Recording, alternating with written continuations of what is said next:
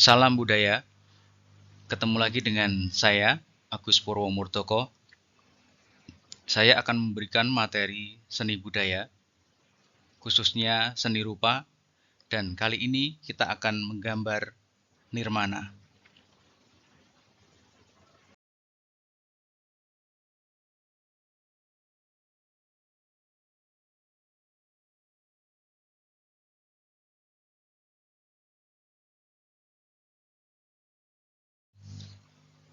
Nah, apakah kalian pernah melihat gambar nirmana? Nah, di sini terlihat beberapa contoh gambar-gambar yang memperlihatkan bahwa nirmana bisa dipergunakan untuk pola keramik atau pola keramik pada dinding atau mungkin cat dinding dan bahkan untuk pola-pola cat atau wallpaper pada sebuah tembok atau dinding.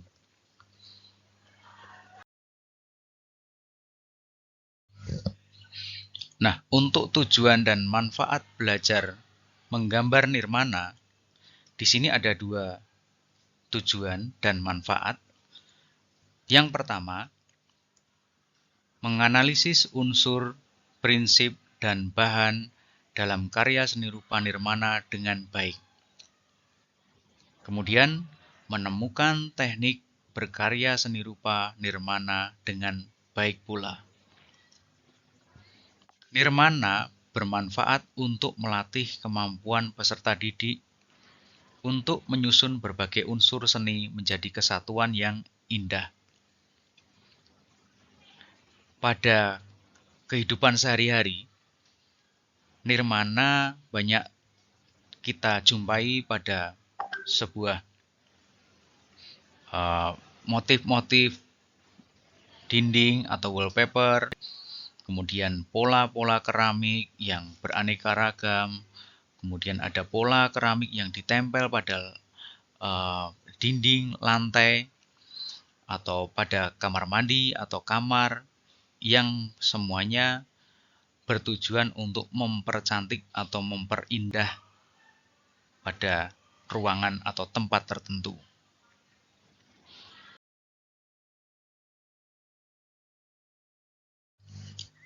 Kemudian untuk lebih jelasnya, kita akan menyaksikan contoh pembuatan gambar nirmana sederhana yang akan kita tampilkan pada slide berikutnya.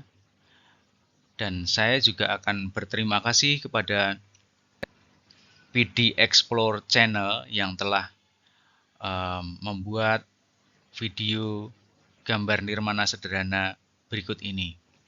Marilah kita saksikan tutorial untuk menggambar nirmana sederhana.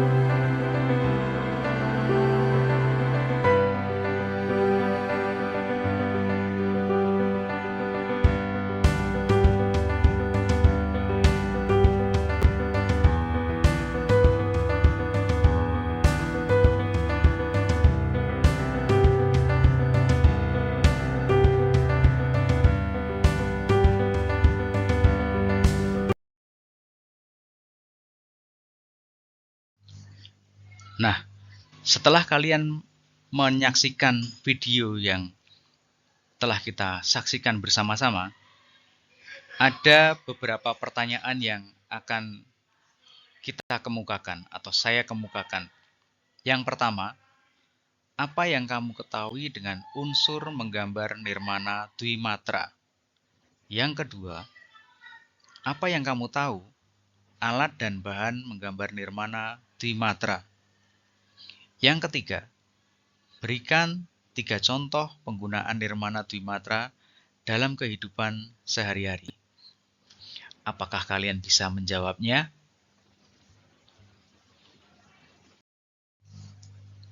Nah, sebelum kalian lebih lanjut mempelajari tentang nirmana, kita akan pelajari dulu apakah itu nirmana.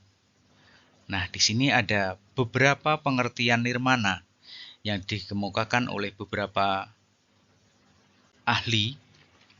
Yang pertama, nirmana dibentuk dari 2 kata, yaitu nir yang berarti tidak, mana berarti makna. Jika digabungkan berarti tidak bermakna atau tidak mempunyai makna. Artinya bahwa nirmana itu adalah suatu kumpulan yang kemudian membentuk sesuatu yang sebenarnya tidak bermakna, tetapi akan menjadi indah ketika itu digabung-gabungkan. Kemudian pengertian yang kedua, jika diartikan lebih dalam, nirmana berarti lambang-lambang bentuk tidak bermakna. Dilihat sebagai kesatuan pola, warna, komposisi, irama, nada dalam desain. Nah, ini juga seperti pengertian yang pertama tadi, bahwa nirmana merupakan pola-pola atau lambang yang sebenarnya tidak bermakna, tapi setelah dilihat sebagai kesatuan, itu akan menjadi sebuah komposisi yang indah.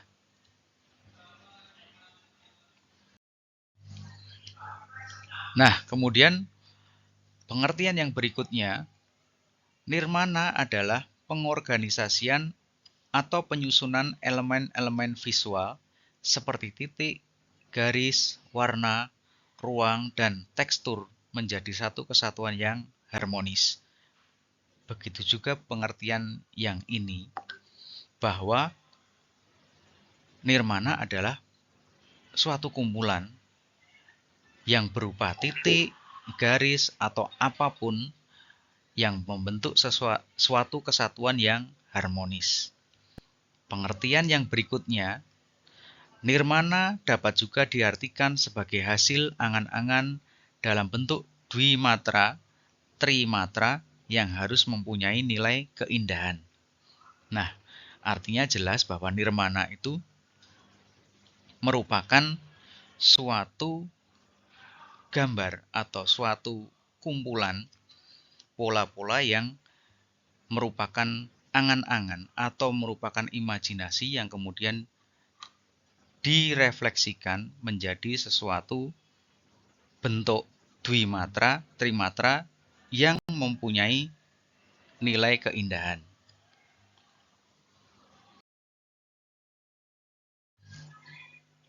Kemudian terkait dengan nirmana, bahwa sebuah seni rupa atau sebuah karya seni itu tidak akan lepas dari unsur-unsur seni rupa.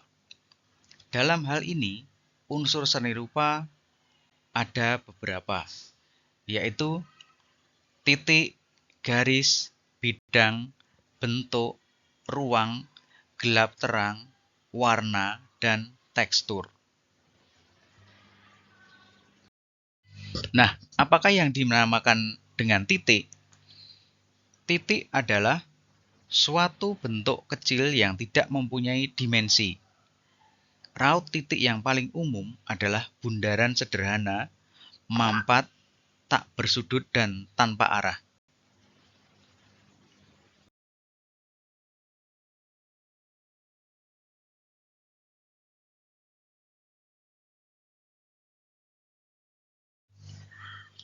Kemudian disusul dengan garis.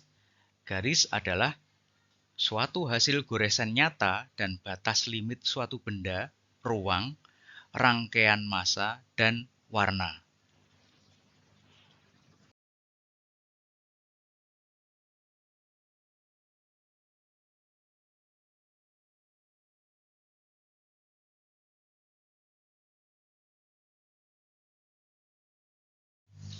Nah, di sini ada tabel beberapa garis dan kesan efek fisiknya. Yang pertama, aspek jenis. Ada variasi lurus, tampilannya seperti di gambar itu, lurus. Kesan fisiknya, kesan kaku, keras, dan tajam. Kemudian variasi yang kedua, lengkung. Gambarnya juga seperti itu. Kesan fisik, lembut, empuk, dan halus. Kemudian variasi yang ketiga, berombak. Nah, ini tampilannya seperti ombak. Kesan fisiknya dinamis, mengalun, bergerak, menyenangkan. Kemudian variasi yang keempat, ini adalah zigzag. Kalian perhatikan gambar garisnya, itu terlihat runcing-runcing atau disebut juga zigzag. Kesan fisiknya kaku, tegang, panas, dan menakutkan. Kemudian nomor 2, aspek ketebalan. Nah, ini variasinya tebal, gambarnya seperti itu, tebal, kelihatan hitam. Kesan fisiknya menambah berat, berani, kasar, dan tegas. Kemudian variasi yang berikutnya, tipis. Nah, gambarnya juga seperti itu, garisnya tipis. Kesan fisiknya halus, ringan, dan ragu. Kemudian yang ketiga, kontinuitas. Ada variasi garis tak terputus, garisnya lurus saja. Kesan fisiknya lancar, konsisten, tidak ragu. Kemudian garis yang terputus, seperti itu gambarnya, jadi garisnya putus-putus.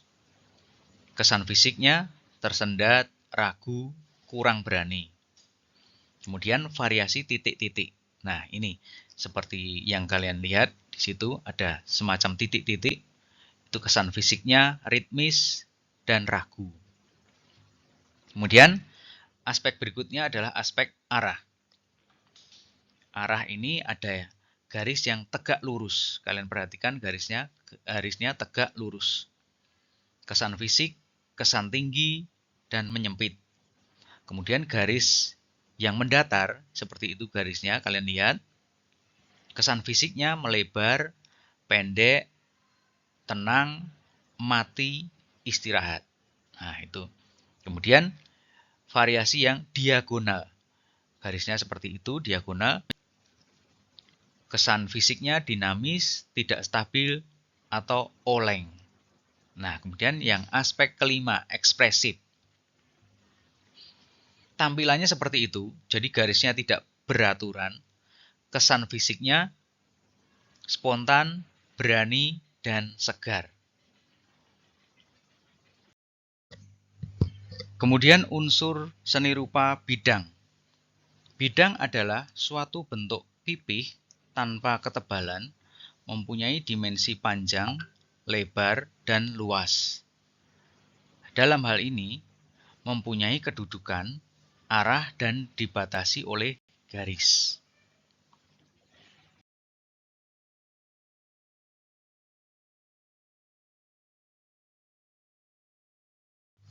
Nah, kalian bisa melihat beberapa contoh bentuk bidang. Gambarnya seperti itu, ada yang tidak beraturan, ada yang berupa bangun-bangun ruang, ada lingkaran, ada segitiga, ada kubus, dan lain-lain.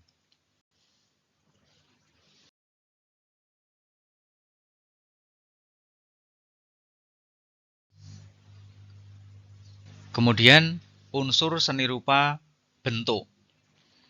Bentuk adalah bidang yang mempunyai dimensi ketebalan dan kedalaman.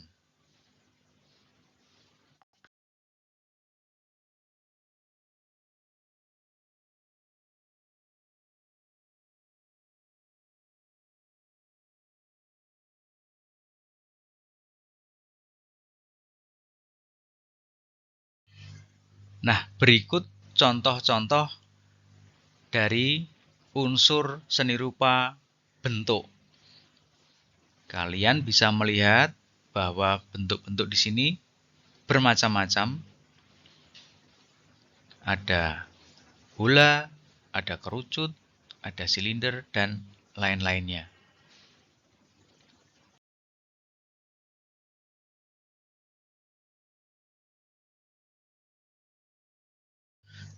Kemudian unsur seni rupa ruang. Dalam seni rupa adalah area di sekitar objek, baik di belakang, di atas, ataupun di dalam. Secara umum, biasanya ruang dikaitkan dengan 3 dimensi.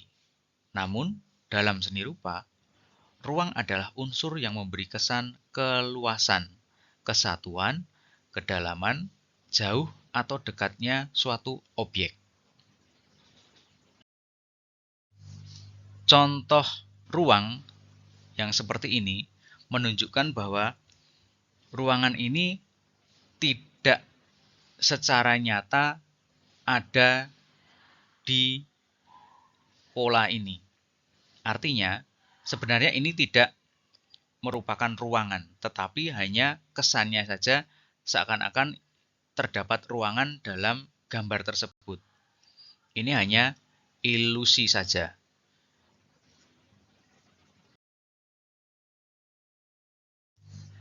Gelap terang adalah unsur terpenting dalam membuat bentuk atau gempal agar tampak 3 dimensi dengan memanfaatkan highlight atau bagian terang dan shading atau bayangan.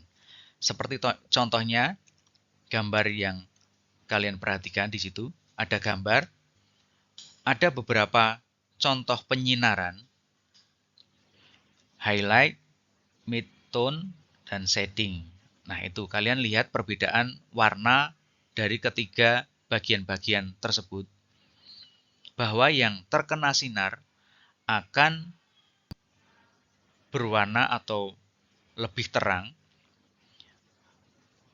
Yang tidak terkena sinar akan lebih gelap.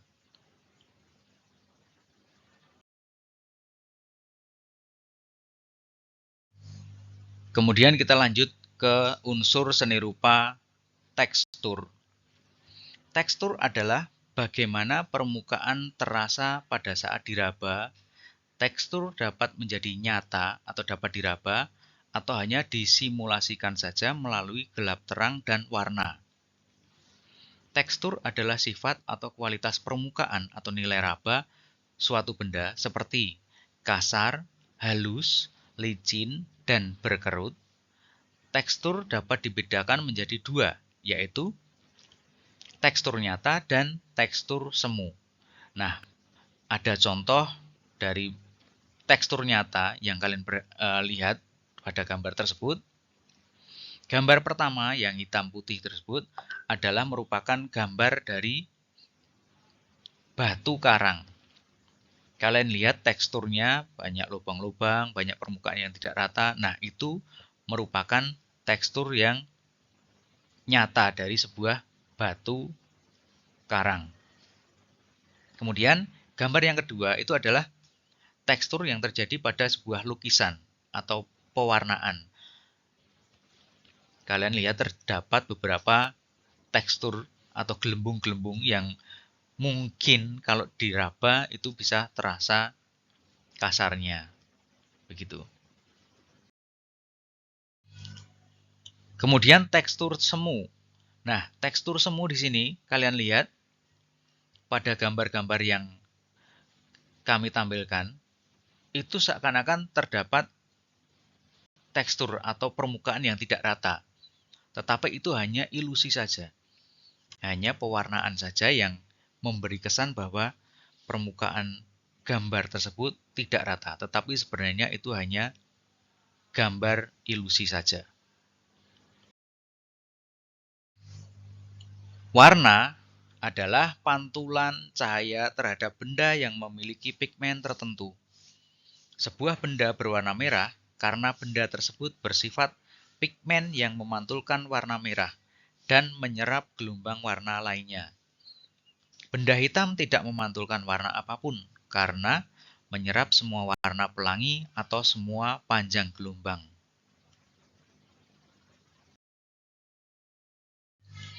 Berikut adalah gambar teori warna yang pada dasarnya warna primer itu ada 3. Selain hitam dan putih yang merupakan warna netral, warna pokok itu ada 3, yaitu biru, merah, dan kuning. Kalian lihat di situ ada perpaduan warna yang kemudian akan menjadi warna-warna sekunder. Misalnya merah dan kuning itu akan menjadi warna oranye. Kemudian biru dan merah itu kemudian akan menjadi warna ungu. Nah, kemudian banyak sekali warna-warna yang kemudian muncul